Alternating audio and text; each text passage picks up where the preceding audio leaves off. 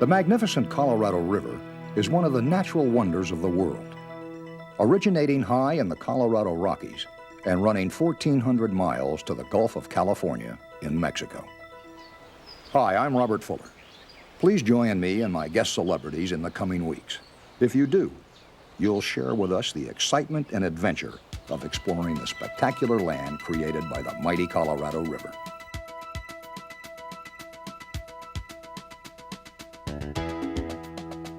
My guest this week is Andrew Prine. Andy's unique personality and acting talents have been enjoyed by audiences in a tremendous range of roles in films, plays, and television. His appearances in westerns from the days of Bonanza and Gunsmoke to Dr. Quinn Medicine Woman have given him a special connection to the West.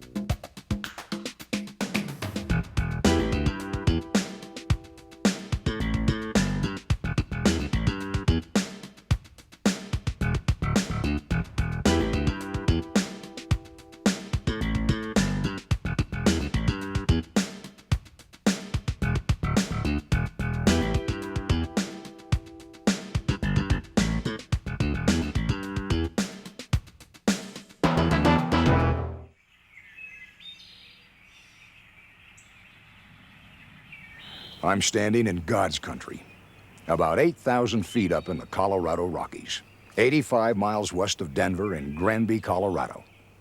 Now, some historians will tell you that the Colorado River starts as a trickle of water higher up in the Rocky Mountain National Park, and that's true.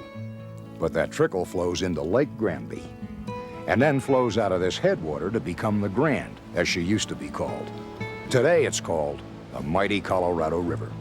And it wasn't until 2,000 years ago that humans began venturing into these valleys and mountains.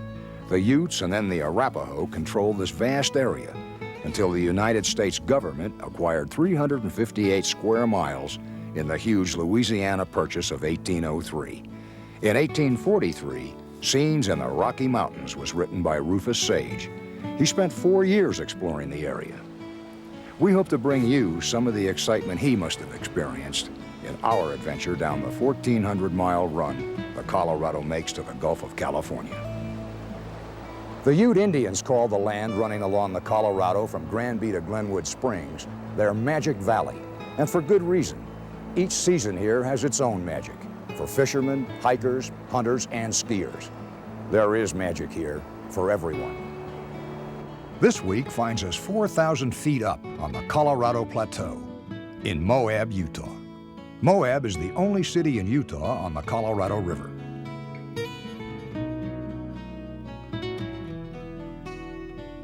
Don't go away, we'll be right back.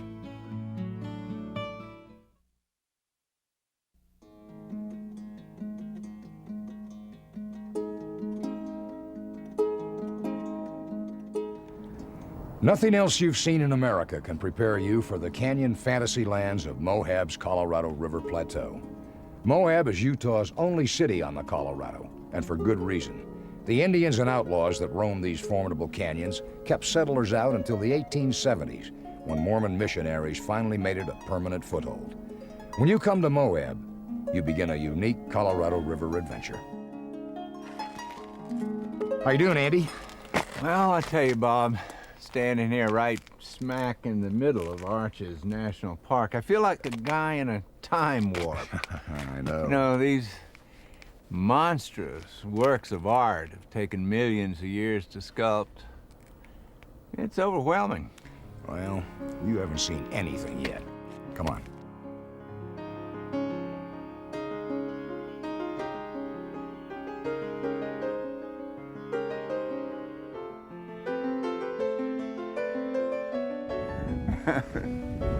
I want you to come down here and meet a park ranger.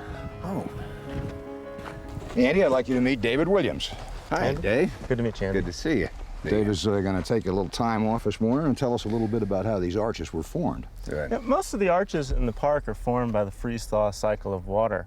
Water gets into a crack, it freezes, it expands, makes the hole a little bit bigger. This goes on most of the time in the winter when it drops below freezing almost every day here.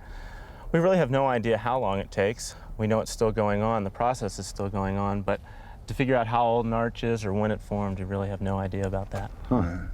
Who takes care of all this out here, Dave? This whole region around us is part of the National Park Service, and specifically Arches National Park. We have sort of two criteria for managing the arches. One, the first is that we just let everything fall, so in a sense it's not a management. And second, we're concerned about the soil around here that's quite fragile, so we try to have trails that lead up to all of them and direct people to different places. Yeah, okay, I noticed that. That's very good. You have specific viewpoints that people can see, you know, they're good sights and everything, but do you allow people to climb around in on top of the rocks and all that kind of stuff? We allow people to climb up into the area of the arches, but we don't allow them to climb on top. That is one thing that is against park regulations. Have you guys ever figured out how many arches there are in this area around here? We roughly believe there's 1,500 to 1,800, somewhere in there. Wow. Somewhere in that range. Up until about 20 years ago, we only thought there were about 300, but in the past, that time period, in the past 20 years, we've had a group of people who are arch hunters who come in, they look at the arches, and they just wander the trails and off trails, and they're the ones who've discovered most of the last 1,200 or 1,300 arches in the park. Huh. I bet you have names for these as an identity point, or just for the fun of it, the different arches? It's a combination of identity and fun. Most of the arches in the park, certainly the big ones, have names. A lot of them were named in the 30s when they did some early surveys here, but the majority of the new ones, again, were named by these gentlemen who are arch hunters. Well, gee, they got 1,500 of them. They probably name a couple of them after us. This obviously is Double arches, Yep. right? Okay. David, can you tell us about some of the unique sights to see around here? Okay, well, certainly the spot we're in, the window section, is one of the best because people don't have to walk very far and they can see a lot of arches in this area. The Devil's Garden, which is at the end of the road, is a little bit longer walk, but you can see the longest arch in the park landscape. And then, of course, there's the Fiery Furnace, which is one of the unique spots where a lot of people like to wander around, and we do tours there each day, so it's a great place to go. Fiery Furnace. How about showing that to us? Sounds good to me. Okay, let's go. All right.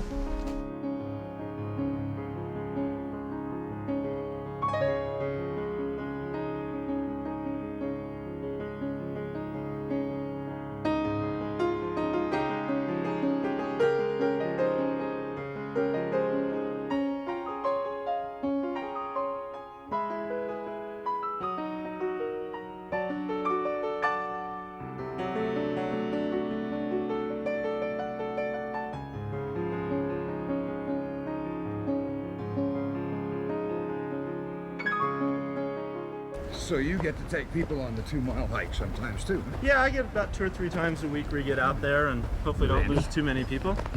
Listen, did you guys see that, I think it was a hawk? No. Where? Big guy. He was right. Huh. Is that a hawk or an eagle? Well, if it's pretty small looking as it is from here, it's probably a hawk. You know, eagles, there's really no question because their wingspan's about 6 feet. I'll tell you something. I saw an eagle a little bit earlier. He was really so did. big that I guess that's what he Huh, was. wow, Yeah. great. Yeah, we get a few Beautiful. that fly through here, but it's pretty rare, so that's great. Well, he's probably here just for me. All right, well, why don't we head down the trail? Maybe we'll see a few more.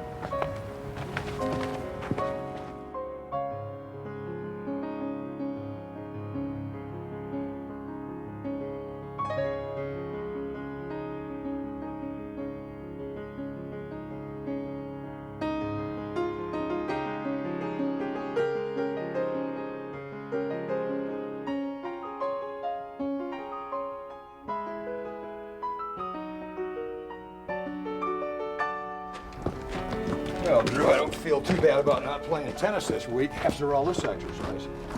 No, I don't think there are any tennis courts out here. Guess it'll be about a week before I beat you again. Very. Yeah. Well, David, that was not only a fantastic tour, but it was also a lot of fun. We sure appreciate it. Great. Glad I had a good time with you guys. Take All care. right, take it easy. Thanks, Dave. Whoa, Andy. There's a perfect example of a hoodoo. What is a hoodoo? Well, a hoodoo is a spire that's composed of strata of varying hardness that erodes at different rates, creating strange shapes. Well, Bob, I really don't know what I'd have done without your incredible instructional and educational commentary. Yeah, well, Andy, you have to start somewhere. You know, there's just so much to enjoy and learn in this incredible place. And I just hope our audience has enjoyed the adventure as much as we have. You bet. You know, this is a fantastic place, but it sure is one dry country.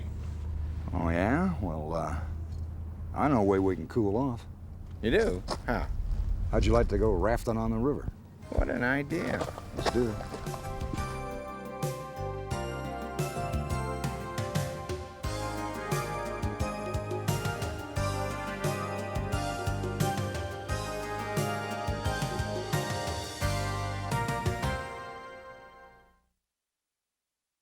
Andy had no idea that he was about to meet a legend, a woman who owns and operates her own rafting company, Sherry Griffith, woman of the river. Andy, say hi to Sherry Griffith. Hiya, Sherry. Andy Prime. How do you do? It's a pleasure. Well, hon, what do you got in store for us today?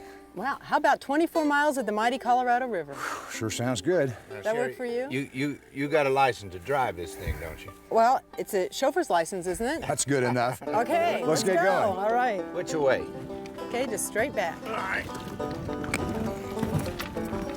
Here we go.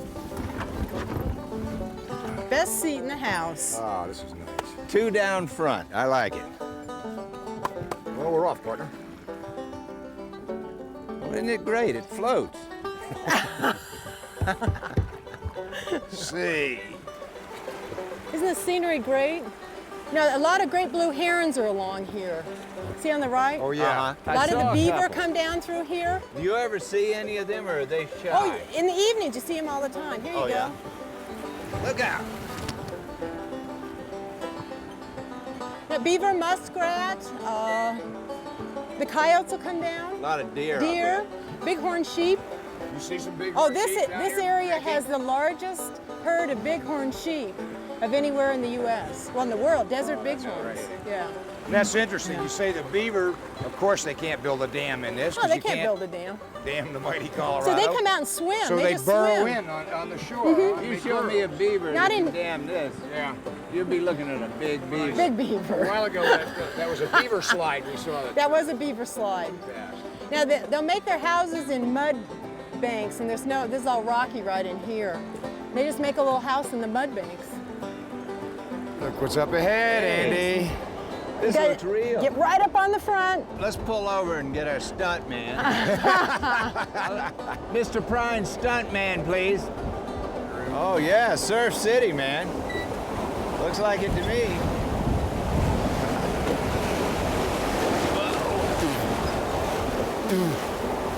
Well, there goes my makeup.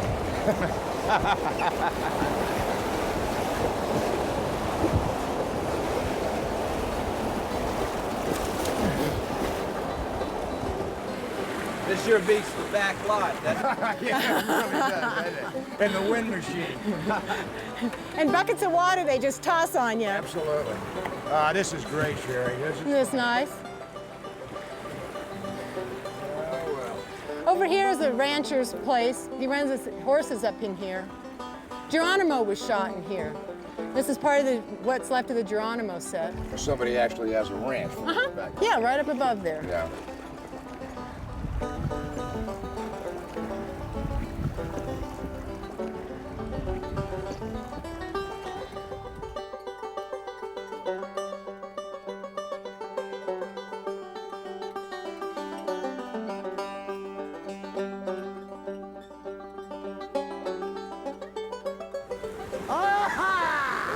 Outside.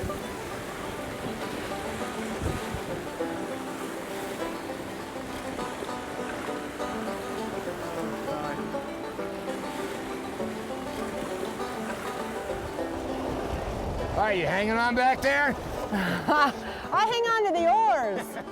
That's my job. Hearing this stuff, you feel like you know what it's like just to be along for the ride. What do you think? You want to pull over here for lunch? Yeah, why not? Looks like a great spot. Yeah, cottonwood trees for some shade out of the desert. Oh, that's beautiful. Might see a few cottontails, a few chipmunks and squirrels. Andrew, why don't you jump off and claim this territory? Why don't I? You have the flag? In the name of all the reruns and all our residuals. Absolutely. All right, that'll do. We'll just tie there. Welcome to my beach. Thank you. Oh, yes. Do you have beachfront property for sale here? Wouldn't be a bad place to have it, would it? A brand new cottonwood tree. I bet it's new this year. Neat. Yeah. Oh, gosh. Sherry, you've been doing this a long time. How long have you been taking people down this river? I've been doing river trips about 22 years. 22 22 years. years. Not 22. Started as a child. Look at 22 years old. That's why everybody wants to move to the west, is so they can look great. 22 years is an awful long time to be going up and down this river. You must have seen a lot of changes. Yeah, yes, I have. Actually, my parents are from Colorado, and my grandparents homesteaded and covered wagons, so I go way back. And the changes I have seen are based mostly on water, because this is the desert. There's not much water here. And in a way, we've gone full circle. Back in the 150 years ago, people were killed over water rights, but in those days, they were feeding cattle. And they were running cattle through here. Now we're running people. And this is the recreation mecca of the United States, actually of the world. People come from all over the world to see this. That's right, they do, yeah. And so we built dams. There's 16 dams on the Colorado River, 2 huge ones that buried thousands of Indian ruins. The water is diverted to California, to Phoenix, to Las Vegas. Las Vegas is the fastest growing city in the US right now. That's right. And it's dependent on this water right here. Everything off this one little river here. Gosh, And, almighty. you know, and what few wells they can build, they can drill. Yeah, yeah. As a Californian, I've often thought as people came in, I said, gosh, I wish all those people had stopped coming out here. And then I thought, wait a minute, where am I from? I'm from the East Coast. Where are you from? That's right, same place. We're Florida boys. But see, everybody comes in, they want to shut the gate behind them. I know, That's right, isn't you that lose terrible? track of that, though, once You're you the live there rare for a one. while. You're a Western person. You're a Western gal. And it's hard to see people come out here, because what happens is they don't know how to conserve the land. They use it. We tend to think that this is a commodity that will never end. I mean, when we settled the West, oh, look at the lizard. Look at coming to visit. Gosh, I wonder if he's a union man. He's out looking for something to eat. Speaking of eating, I'm hungry. How about you guys? Okay, All but right. you don't want to eat him, do you? No. Oh, all right, let's go.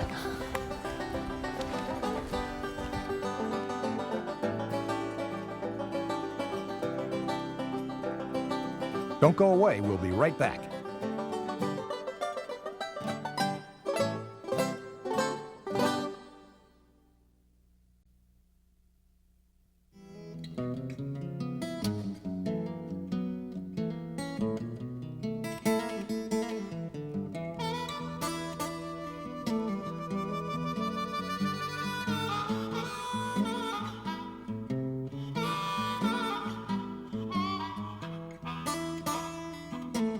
After lunch, we decided to have one last run on the river. It was hard to say goodbye to Sherry and the rapids of the Colorado.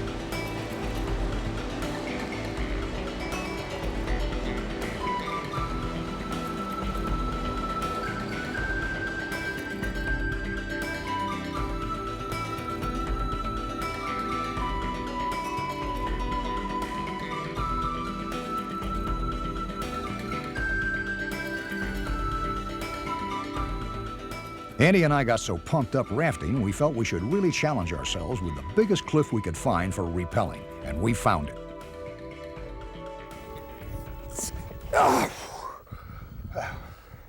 Thanks for waiting for me, Drew. You bet. Oh, yeah. Oh, we got a long way to go, pal. Let's catch our breath here a minute. Oh, man, we'll look down there. No, don't look. Oh, Andy, When's the last time you rappelled like this? Oh, I know. On a Devil's Brigade. Yeah, we did it about a week on the Devil's Brigade. You've done this, haven't you? Oh, yeah. I did it in the Army years ago, though. Oh, yeah. Tell you what, though, it's good to be doing it again, isn't it? Yeah, it makes me kind of proud. Show these young guys that we can still do it, babe. You bet, you bet. It is. It's kind of macho to do rappelling. Yeah, like it's this kind of because, you know, scary. everybody's doing it today. It's a big sport today. Scares me, but I don't care. I'm glad to be here. No, don't look down. Don't look down. Well, Okay. All right, we got our breath. I guess we better get on down there. We got a long way to go, huh? take your time. Okay, here we go. Take your time. All right.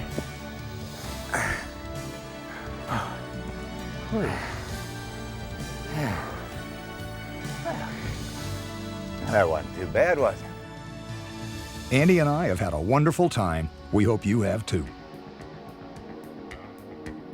Join me next week for Cowboy Legends of the Colorado. My guest will be Morgan Woodward, an actor as much associated with the Old West as anyone I know.